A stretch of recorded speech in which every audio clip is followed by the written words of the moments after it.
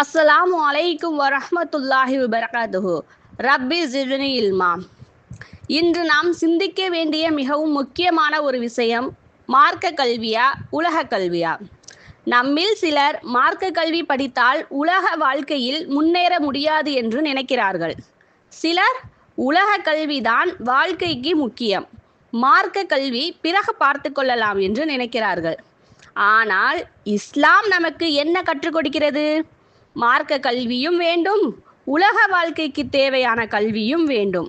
ஆனால் இரண்டிற்கும் இடையில் முன்னுரிமை இருக்கிறது. அல்லாஹ் நபிகள் நாயகம் ஸல்லல்லாஹு அலைஹி வஸல்லம் அவர்களுக்கு முதலில் அருளிய வசனங்கள்ல இக்ரௌ பிஸ்மி ரப்பிக்கல் லதி ஹலக், உன்னுடைய இறைவனின் பெயரால் ஓதுவீராக, அவனே படைத்தான் அப்படின்னு சூரத்துல் அலக் முதல் வசனத்துல குறிப்பிடுறாங்க. கவனிங்க, இஸ்லாத்தில் ஆரம்பமே கல்வியுடன் தொடங்குகிறது. பணம் சம்பாதி என்று முதலில் கட்டளையாக வரவில்லை, உலகத்தை வெல் என்று வரவில்லை, இக்ரா ஓது என்று அல்லாஹ் கூறுகின்றான். அதனால் ஒரு முஸ்லிமின் வாழ்க்கையில் கல்விக்கு மிகப்பெரிய இடம் இருக்கிறது. மார்க்க கல்வி ஏன் அவசியம்?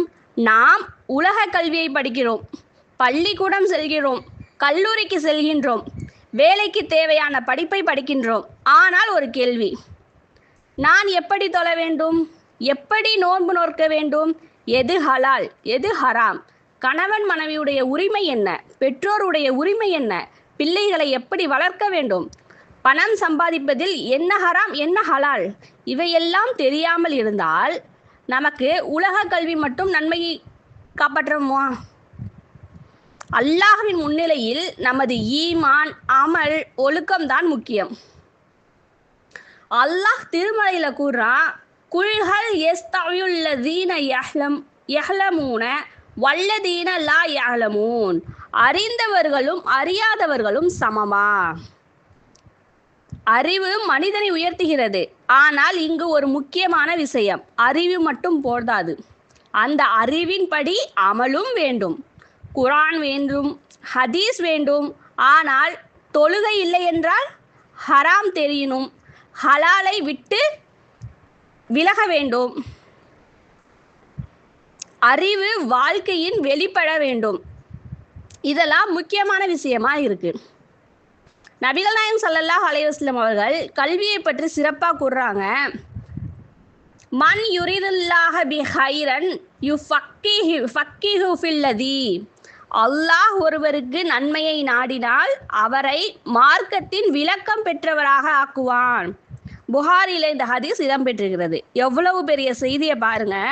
அல்லாஹ் ஒருவருக்கு நன்மையை நாடுகின்றான் என்பதற்கான அடையாளங்கள்ல ஒன்று, அவருக்கு மார்க்கத்தை புரிந்து கொள்ளும் ஆர்வம் ஏற்படுவது. இன்னும் நமக்கு பணம் சம்பாதிக்க நேரம் இருக்கிறது, மொபைல் பார்க்க நேரம் இருக்கிறது, சமூக வலைதளங்கள்ல நேரம் செலவிட நேரம் இருக்கிறது.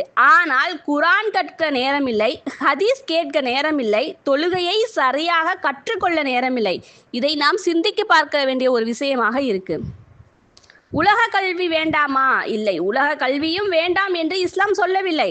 மருத்துவர் தேவை, ஆசிரியர் தேவை, பொறியாளர் தேவை, விஞ்ஞானிகள் தேவை, கணினி அறிவு தெரிந்தவர்கள் தேவை, தொழில் செய்பவர்கள் தேவை.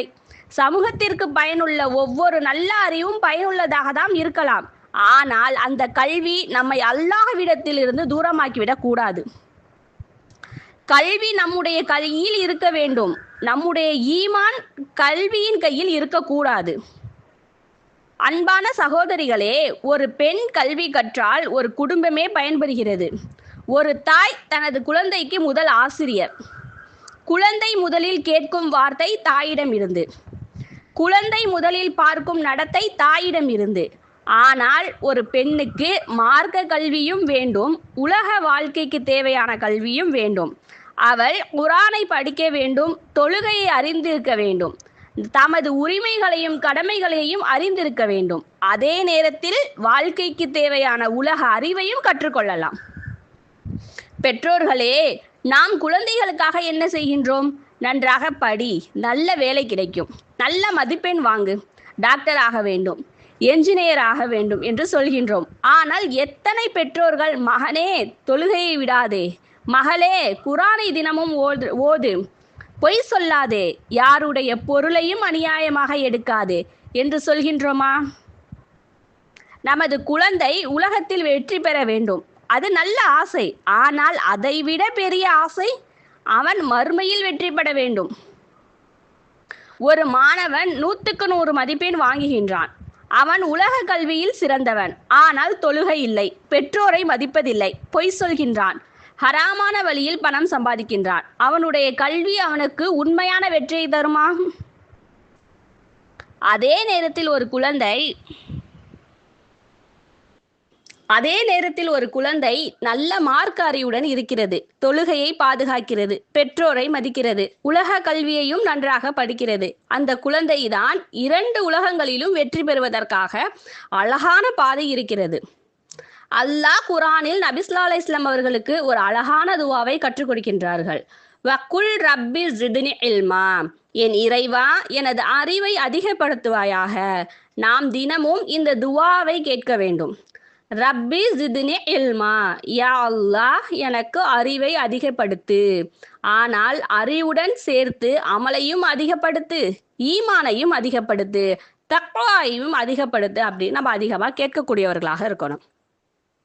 நம்முடைய கல்வியோட நோக்கம் என்னவா இருக்கணும்? வெறும் வேலை கிடைப்பது அல்ல. கல்வி நம்மை நல்ல மனிதராக மாற்ற வேண்டும், அல்லாஹுவை அறிய செய்ய வேண்டும், பிறரை மதிக்க செய்ய வேண்டும், நம்முடைய கடமையை அறிய செய்ய வேண்டும், ஹலால் ஹராமை புரிய செய்ய வேண்டும், அறிவை வைத்து பிறருக்கு உதவ வேண்டும். அறிவு அதிகரித்தால் பணிவு அதிகரிக்க வேண்டும். அறிவு அதிகரித்து அகந்தை அதிகரித்தால் அந்த அறிவின் பயனை நாம் சிந்திக்க வேண்டும். இன்றைய காலத்தில் நம் கையில் ஒரு மிக பெரிய கல்வி சாதனம் இருக்கிறது, மொபைல். அதன் மூலம் குரான் கற்கலாம், தப்சீர் கேட்கலாம், ஹதீஸ் கற்கலாம், அரபி கற்கலாம், உலக அறிவையும் கற்கலாம். ஆனால் அதே மொபைல் நம்முடைய நேரத்தை அழிக்கலாம். அதனால் ஒரு கேள்வி, மொபைல் என்ன பயன்படுத்துகிறதா, நாம் மொபைலை பயன்படுத்துகின்றோமா? நாம் நம்மையே கேட்க வேண்டும். நாம் உலக கல்வியை படித்து ஒரு நல்ல மருத்துவராக இருந்தால் நோயாளிக்கு உதவுவது ஒரு நன்மையாக மாறலாம். ஆசிரியராக இருந்தால் மாணவர்களுக்கு பயனுள்ள அறிவை கொடுப்பது நன்மையாக மாறலாம். தொழிலாளியாக இருந்தால் ஹலாலான முறையில் உழைத்தால் அது நன்மையாக மாறலாம். வியாபாரம் செய்தால், நேர்மையான வியாபாரம் செய்தால் அது நன்மையாக மாறலாம். அதனால் உலக வாழ்க்கையை விட்டுவிட வேண்டும் என்பதல்ல, உலக வாழ்க்கையை மறுமைக்கான பாதையாக மாற்ற என்ன செய்ய வேண்டுமோ அதை செய்ய வேண்டும். நமது வாழ்க்கையில் ஒரு அழகான சமநிலை வேண்டும். மார்க்கம்தான் அடித்தளம். உலக கல்வி வாழ்க்கைக்கான ஒரு கருவி. அடித்தளம் இல்லாமல் கட்டிடம் நிற்காது. அதேபோல் மார்க்க அறிவு இல்லாமல் உலக அறிவு நம்மை சரியான பாதையில் நடத்தாமல் போகலாம். இப்போ குரானையும் கற்கணும், உலக கல்வியையும் கற்கணும், தொழுகையையும் பாதுகாக்கணும், வாழ்க்கையிலையும் முன்னேற வேண்டும். உங்கள் குழந்தையின் எதிர்காலத்தை பற்றி கவலைப்படுகிறீர்கள், அது சரி. அவர்களுக்கு நல்ல பள்ளி தேடுறீங்க, நல்ல கல்வி கொடுக்குறீங்க, அதோடு சேர்த்து குரானையும் கற்றுக் கொடுக்கணும், தொழுகையையும் கற்றுக் கொடுக்கணும். நபிகள் நாயகம் ஸல்லல்லாஹு அலைஹி வஸல்லம் அவர்கள் வாழ்க்கையையும் கற்றுக் கொடுக்கணும், நல்ல குணத்தை கற்றுக் கொடுக்கணும். அதை விட முக்கியமானது அல்லாஹ்விடத்துல நல்ல அடியாராக இருக்க வேண்டும் அப்படிங்கிற பண்பையும் நம்ம கற்றுக் கொடுக்கக்கூடியவர்களாக இருக்கணும்.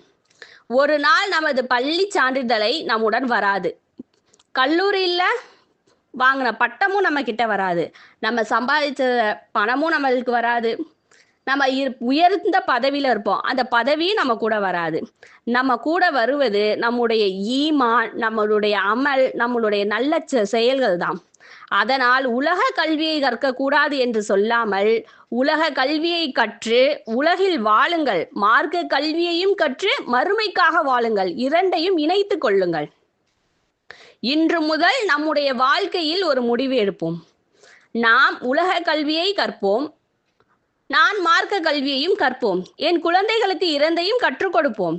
என் கல்வி என்னை அல்லாஹ்விடம் இருந்து தூரமாக்காமல் அல்லாஹ்வுக்கு நெருக்கமாக ஆக்க வேண்டும்.